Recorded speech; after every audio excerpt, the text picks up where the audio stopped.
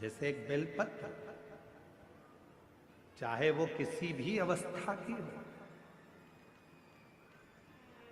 चाहे उस बेलपत्र का ये पत्ता आधा टूट गया हो, चाहे वो बेलपत्र का एक पत्ता भी पूरा टूट गया हो, चाहे वो बेलपत्र 2 पत्र की हो गई हो,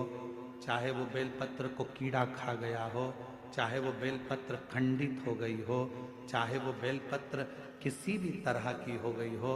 चाहे वो बेलपत्र शंकर जी पे चढ़ी क्यों ना हो, चाहे वो बेलपत्र एक किताब में रखकर सूख गई हो, चाहे वो बेलपत्र के टुकड़े टुकड़े हो गए हो, चूरा चूरा हो गया हो, तो भी वो बेलपत्र मेरे शंकर भगवान स्वीकार कर लेते हैं।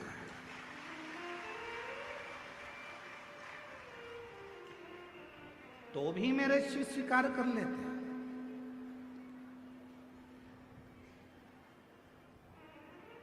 कभी अगर मौका लगेगा तो हम अपनी जिस गाड़ी से हम लोग आते जाते रहते हैं, उस गाड़ी में हम लोग एक किताब रखते हैं शिव जी की, वो एक किताब रखते हैं। उस किताब में बेलपत्र को, ऐसे बेलपत्र को हम लोग रख लेते हैं। क्यों रखी रहेगी? हमारे पास में कहीं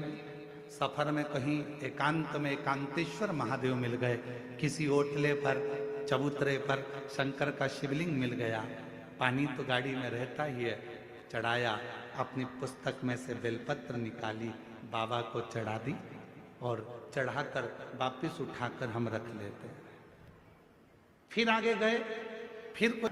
बेलपत्र निकाली, बाबा को चढ़ा, स्वीकार कर। उस बेलपत्र में इतना बल उत्पन्न हो जाता है, क्योंकि एकांतेश्वर महादेव में एकांत में शंकर भगवान बैठे हैं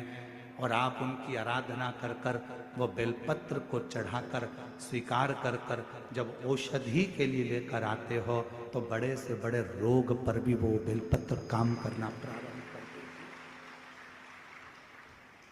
वो बेलपत्र, अब